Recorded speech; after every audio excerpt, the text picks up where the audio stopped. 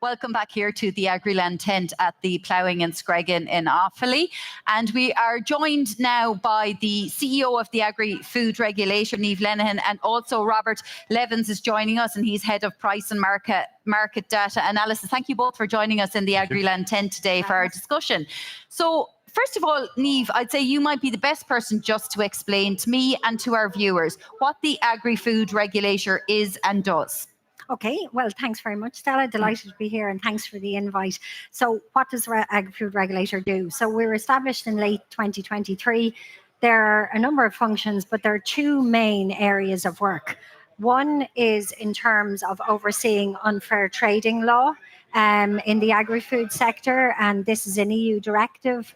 There are 16 specific unfair trading practices. For example, they relate to items like payment periods, listing of products, unilateral change of contract, for example. So we oversee those. The Agri-Food Regulator is a regulatory body. So it oversees the compliance with that, and there's a whole framework we can talk about on that. The other side is the price and market analysis function, and this is essentially where the Agri-Food Regulator is gathering information out there, bringing it together in terms of use by, I suppose, some of the smaller businesses in the supply chain. So essentially improving transparency by gathering information about how the agri-food supply chain works. And I suppose then, prior to the Agri-Food Regulator being established, Niamh, what was in place then? Was there anything, and did it come as a necessity? Well, I suppose, look, the Food Ombudsman, I suppose, as it was mentioned back in the programme for government, was mentioned at that time. So the drive for improved fairness and transparency has been around a long time, and it really comes from the EU as well. So there's a huge drive towards this. Look, as you know, it's essential. We wouldn't be here and putting as much effort into it as we are unless it was actually needed. So as I said, the unfair trading practices side of things is an EU directive. So these rules are right across Europe. And many states have gone over and above what we have in Ireland, and that's important to understand. And not only that, but the directive is being reviewed formally at the moment, and it is expected that there will be changes to unfair trading practices, perhaps more added. So that just gives a demonstration of how important that is. On the price and market analysis function, this is something that the agriculture sector has asked for a long time. And as we all know, there is a significant amount of information at the primary producer level. So we know what farmers have been paid for their cattle or their milk or whatever. And that is gathered by the Department of Agriculture. It goes through into EU observatories, and we know all this. We all know what then we pay for food in the supermarket.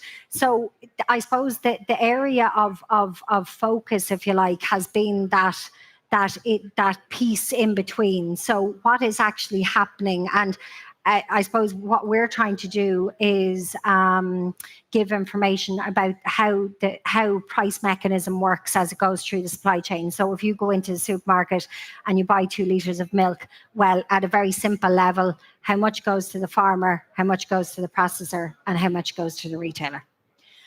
Robert, can I go to you? So on that piece that Niamh was talking about there in terms of price and market data and the analysis that you do, what sort of analysis does it entail? Because sometimes, you know, a farmer will always just look, I suppose, at the price that they're taking as the primary producer. But what other data feeds into it? And what do you get then by extracting analysis of that data? Okay. Well, first of all, what we're doing is we're bringing together independent official statistics primarily from the CSO and the EU, and we're using those independent official statistics to report on the key stages of the supply chain as we see it. So we've just recently published 3 reports on dairy, eggs and poultry, and horticulture, and they're broadly similar in theme and layout with some slight differences in the availability of data. And essentially what we have done is we have looked at the CSO agricultural input and output index at the inputs for farmers and the outputs from their produce. And then we have looked at data where we have it from the EU that represents that middle of the supply chain prices. So we have that for raw milk prices, we have it for dairy products, and we have it for eggs in these particular dashboards. And then we're again taking CSO data to represent the CSO or the consumer prices at the end. And we're bringing all of those disparate data sets together.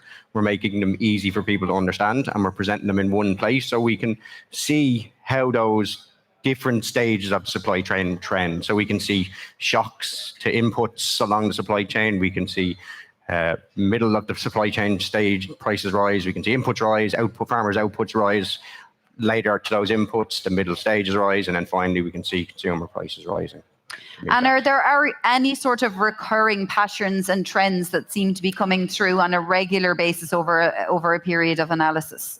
There's observations we can make with the data more than anything else, and it would be an observable fact that we can see, as I said, sort of a lag to the effect. So inputs will rise first for primary producers at that primary producer stage. We'll see output prices rise in a lag to those inputs, followed by the industrial or wholesale prices rising with a lag, and then finally that lag will lag all the way out to consumer prices. And we can possibly see some demonstration of that now with the higher consumer prices that we're experiencing. I see. So it feeds in the chain. You'll see it at different steps of the chain as you go along. When the Agri-Food Regulator was first mooted, it, particularly by the politicians, it was said at the time that it would have, and if I heard this phrase one more time, real teeth. But that's what farmers as primary producers certainly wanted to hear. Has it worked out that way? How much progress, Niamh, have you made so far? Yeah, I think so, Stella. Look, I think one of the things we've gotten off to a very, very strong start. And it is just a start. So if I talk about the unfair trading practices or our role as a regulatory body in the first instance, the regulator has extensive power to oversee compliance with agri-food unfair trading law. And indeed, we had our first prosecution there at the end of last year, which was our first full year of operation.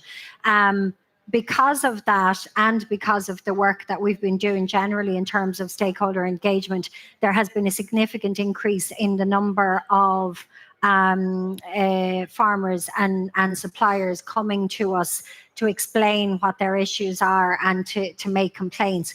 And we really welcome that because it's important that we're hearing from people on the ground and for them to have the confidence to come forward. One of the items that we have found through our primary producer survey, which we do every year and which is live at the moment, and you can do on our stand over at row 14, stand 276, and you can feed into that way, is that the incidence of unfair trading practices is quite low, but it's very interesting to hear from people to ensure that is actually the case.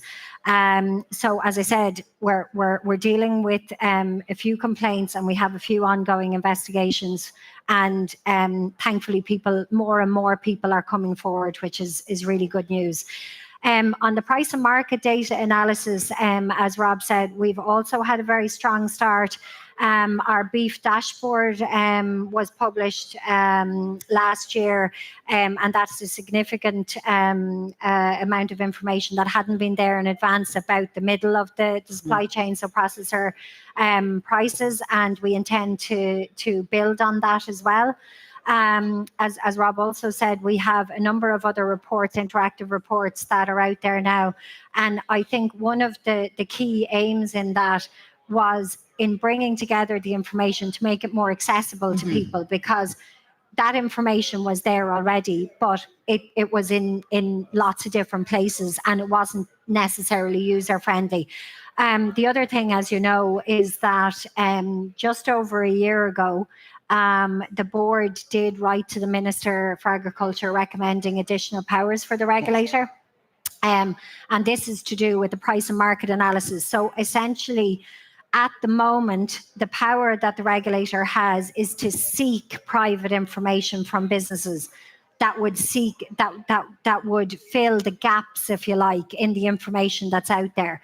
The regulator did seek information from businesses in the egg and horticulture sectors. And although lots of businesses did come forward with information and we have a very positive relationship with them, for example, retailers, not all of businesses chose to participate in that.